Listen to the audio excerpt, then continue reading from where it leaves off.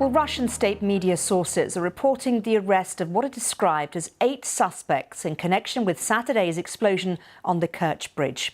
The 12-mile-long bridge connects Russia to Crimea, the Ukrainian territory it annexed in 2014. Russian President Vladimir Putin personally opened the structure in 2018.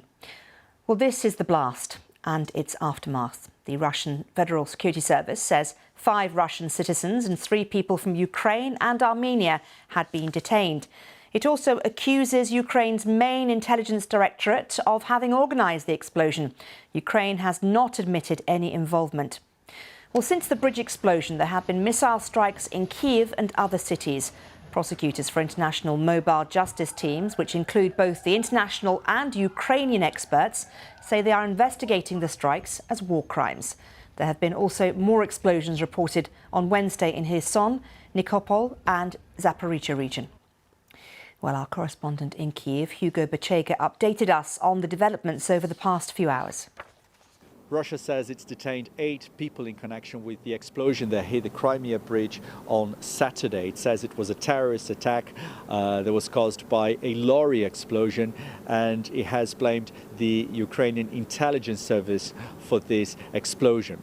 The Ukrainians haven't acknowledged having any kind of involvement in this blast, and the spokesperson for the Ukrainian intelligence service said the statement by the FSB in Russia was nonsense. That explosion in Crimea triggered a wave of missile attacks by Russia that hit multiple cities across the country on Monday. 19 people were killed, more than 100 injured, as many cities came under attack, including here the capital, Kyiv.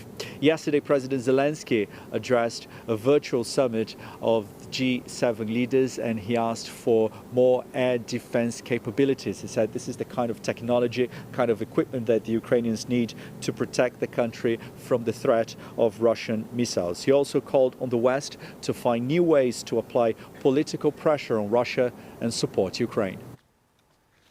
Well, the head of the UN's nuclear watchdog has said he is deeply worried about the continued loss of power supplies to the atomic energy site at Zaporizhzhia. The Ukrainian reactors have been occupied by Russian forces and require a supply of electricity to function.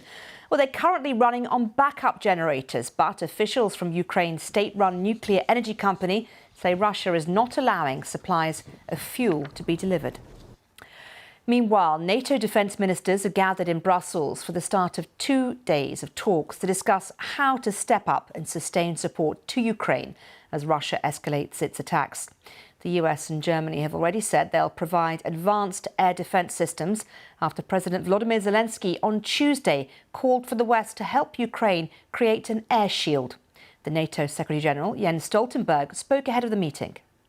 We have seen, of course, the speculations about the use of a low-yield nuclear weapon in Ukraine. And we have conveyed clearly to Russia that this will have severe consequences for Russia.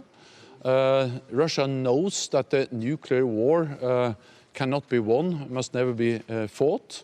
And we are, of course, also closely monitoring the Russian nuclear posture. We haven't seen any changes in the nuclear posture of Russia, but we will remain vigilant. We will continue to monitor closely because the nuclear threats, the nuclear rhetoric and the veiled threats from Russia are dangerous and reckless. Well, let's cross live to Brussels with our correspondent Jessica Parker, who is there. And Jessica, what do leaders hope to achieve over the coming days? Yeah, well, first up this afternoon, we've actually got a US-led contact group, as it's called, of around 50 nations to discuss support for Ukraine. And this is all a kind of pre-scheduled set of meetings. It's worth bearing that in mind. But obviously, following those attacks that we saw earlier this week with missiles raining down on Ukrainian cities, there has been this real focus on air defense systems. As you were mentioning before, President Zelensky of Ukraine calling for an air shield to protect civilian infrastructure across his country. Of course, I think that's widely recognised to bring challenges. Ukraine, a very large country, but I think part of the discussions will absolutely be this afternoon around that issue and what more countries can provide. As you say, we've had announcements from Germany and the United States. Whether other NATO ally countries might make further announcements, we'll have to wait and see. But also for NATO defence ministers, as they meet for dinner later today and continue on talks to tomorrow, something that they're looking at as well is their stockpile of weapons.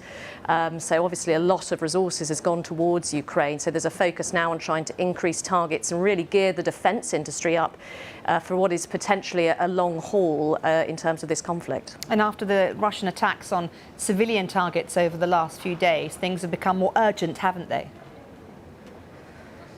Yeah, I mean, Jens Stoltenberg has talked about the sort of most serious escalation that we've seen in quite a long time since the start of this conflict. So I think there is that added sense of urgency. And then there's some other factors playing into this too, not just the attacks that we saw in Ukraine.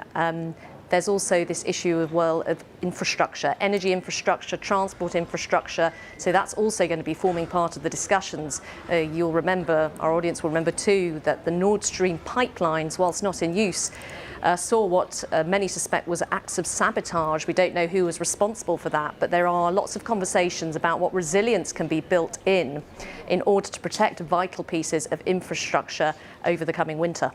Jessica, thank you very much.